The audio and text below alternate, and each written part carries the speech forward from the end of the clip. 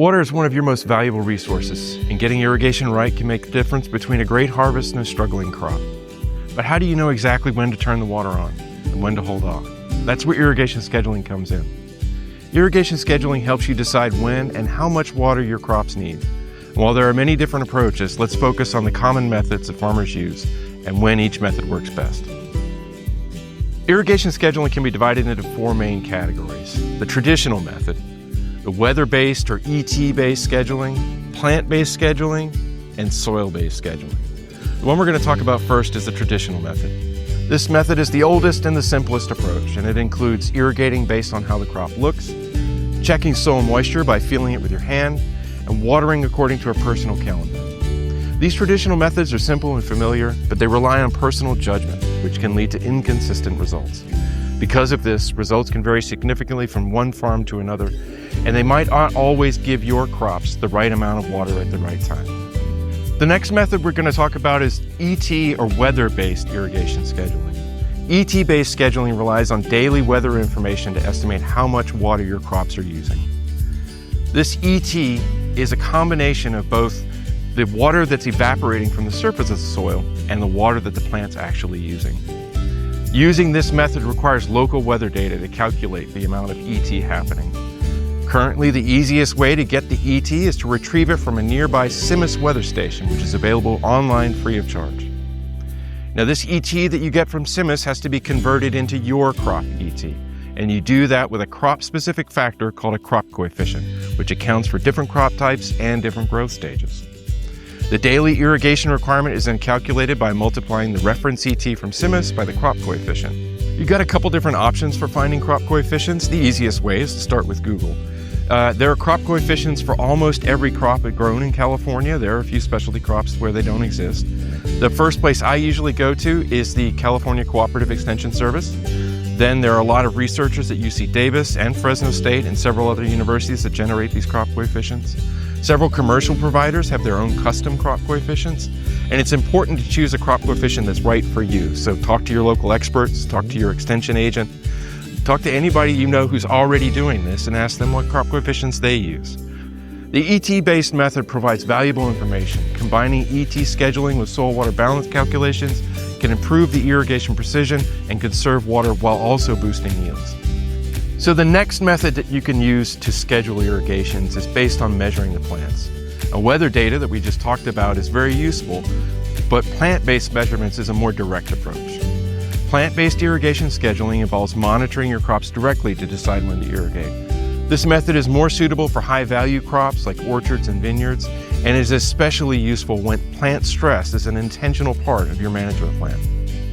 Plant-based scheduling uses tools to measure plant water status, and irrigations are planned when measurements are at or below a certain reference baseline. A popular tool in California for plant-based irrigation is the pressure chamber, also known as the pressure bomb. Farmers take stem water potential readings using this device around midday and then compare them to reference baselines. These baselines vary by crop type, growth stage, and environmental conditions. While the pressure chamber is the gold standard in California for plant-based irrigation, it does require manual operation. You have to do it yourself by hand, making it time-consuming and difficult to automate. There are other plant-based tools that can provide real-time measurements and are based on advanced technologies. These include the mini tensiometer, which measures tree water potential similar to the pressure bomb, but it works inside of the tree's woody tissue. The dendrometer, which actually measures fluctuations in the size of the stem or the trunk of a tree. The sap flow, which measures the movement of sap inside the root to the leaves. And finally, infrared thermometers or thermal cameras, which measure the canopy or leaf temperature. The next method we're going to talk about is soil-based. Soil-based irrigation scheduling measures how much water is in the soil. Soil water potential sensors tell you how easily plants can uptake water from the soil. And soil water content sensors tell you how much water is actually in the soil. You can start irrigation when the soil water content or potential is at or below a certain level, which will vary by soil type, crop, growth stages, and evapotranspiration demands. Both water potential and water content sensors can provide real-time data. Knowing exactly how much water your soil holds and how easily plants use it helps you decide when and how much to irrigate. Soil water potential devices include tensiometers, granular matrix sensors, and gypsum blocks. There are a variety of devices that report soil water content. Two of the most often used in California are the neutron probe and a class of sensors called dielectric sensors. The neutron probe's been around for a very long time. It's highly accurate. It gets used routinely both in commercial operations and research operations because of its accuracy. But it contains radioactive material, so it requires a license to own and to operate. It can only be operated manually, and it cannot be left in the field due to safety concerns. The dielectric sensors include frequency domain and time domain sensors. Both of these sensors measure essentially the same thing, but they do it in a very different way.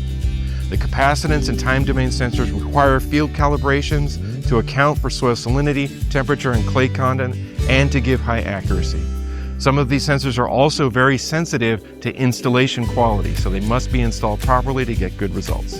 The best irrigation strategies often combine weather-based, plant-based, and soil-based scheduling for greater accuracy. Multiple methods provide a more complete and accurate picture of crop water needs. For example, you might use weather data to predict irrigation needs, confirm those needs with soil moisture sensors, and then check plant stress indicators as a final guide to fine-tune irrigation decisions. Combining irrigation methods leverages the strengths of each technique, helping you to achieve greater irrigation efficiency. It helps to reduce the risk of mistakes, conserve water, and prevent both over and under irrigation.